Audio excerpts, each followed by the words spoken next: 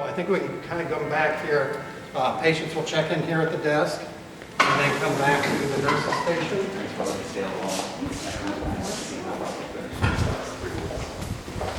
This is a resource room that we'll use. We have a nurse who specializes in integrated medicine that will work out of this office and help patients find the resources they need for their cancer care, whether it's within the hospital, within the cancer center, or outside.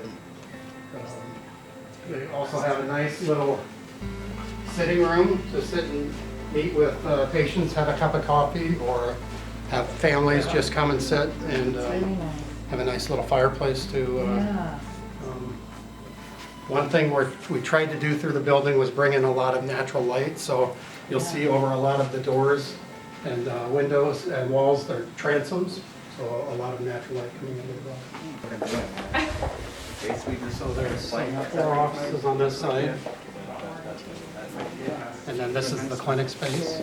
These are pretty typical exam rooms. We use a sort of a chair instead of a table, so patients can sit in it easily, and then it electronically rolls back and out into a table. Nice sized. We do have a counseling room in here where we'll offer teleeducation. So things like telegenetics, where there's a genetics counselor on the other end, and the patient can sit in here with a family, with a nurse practitioner, with the nurse navigator, and go through their genetics results. This is the simulator that's used to get the images that the physician will do his contouring on, and then the dosimetrist will do the planning to make the plan for the patient's radiation. So a lot of still unpacking on things. I'll bet it's putting out the So we could do all of this without CRM, just that. So this is the space for the clinical trials team, which we don't have today. We will, over the next year, be developing a clinical trials program. So Brian was on the phone yesterday with a group from Springfield, Illinois.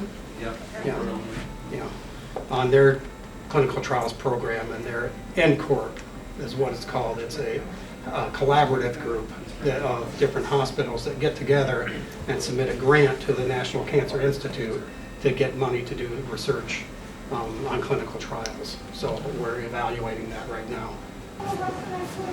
So this is the new PET CT. It's just being installed. It's finished up today. We have one now. It's on a trailer over by radiology. This is virtually the same machine, I think, as what is over there. But this one will be permanently housed in here, and it won't be on a trailer anymore. So much better conditions and a much better patient experience. So this is the vault for the linear accelerator. This is the linear accelerator. This is kind of what radiation treatment is all about. It's a very expensive machine. The radiation is delivered from the gantry, from this window up here onto the patient. This gantry turns all around 360 degrees around the patient, while the couch they're on, this table, has 6 degrees of freedom. You can move in 6 different directions. So it's moving like this. This is rotating around the patient.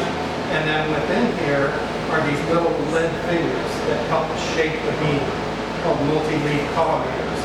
So the patient is laying here. Yeah.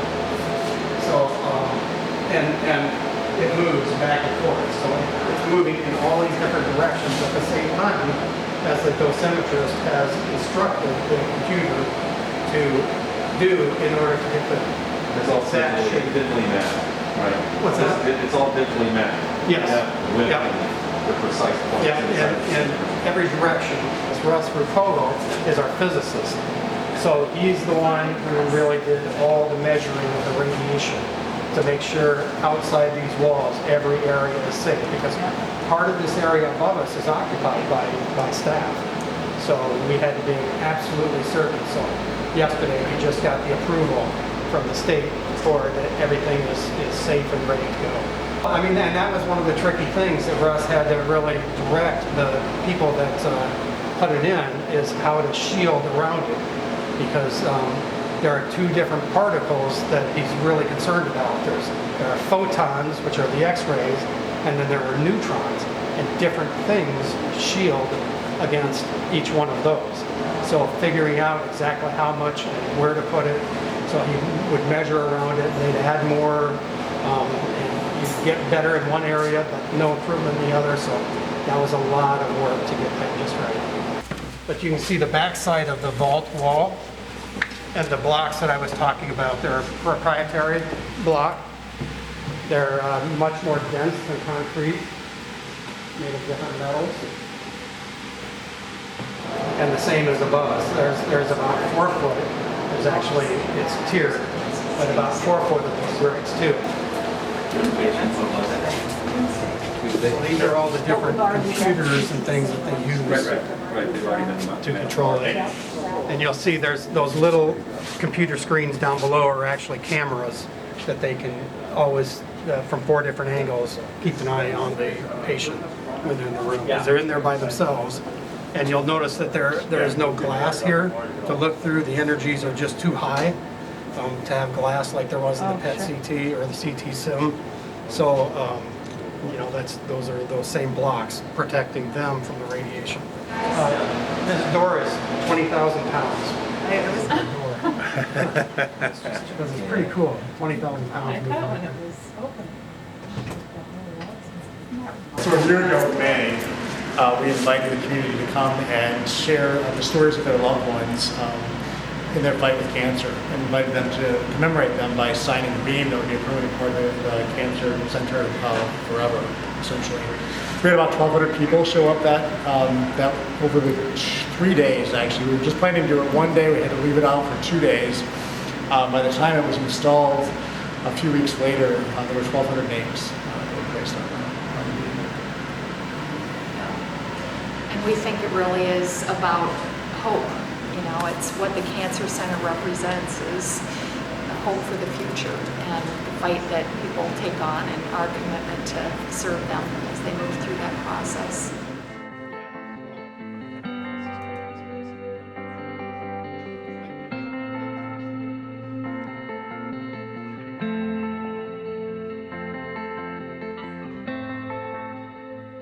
So we'll kind of watch the patient flow here. Really set up in the Disney design, where we have on stage and off stage. So patients will come, get weighed in here, come over here for their labs, for their blood draw, for their urinalysis, and then the room in one of 11 exam rooms over here. These to minimize the space as doors take, we put these really very neat barn doors in. And patients come into the exam room here then. So again, they use the chair table concept. Pretty standard. And then this is sort of the end of the on stage, and the off stage is where the physicians and nurses and other So that's staff the are. whole processing area and stuff where the staff does their work, from sort of being visible and impacting the healing experience. So it's just healing on this side, and this is where some of the staff work and stuff gets done in the physician's offices. Okay. That way the patient never is kind of in the back. That's the back room. And Natural light, these are actually skylights. These aren't electrical lights, they're just skylights with tubes going through the roof. then preserving the natural light of the windows from both sides into the patient treatment space. So they're okayed by the physician to come right across the hallway.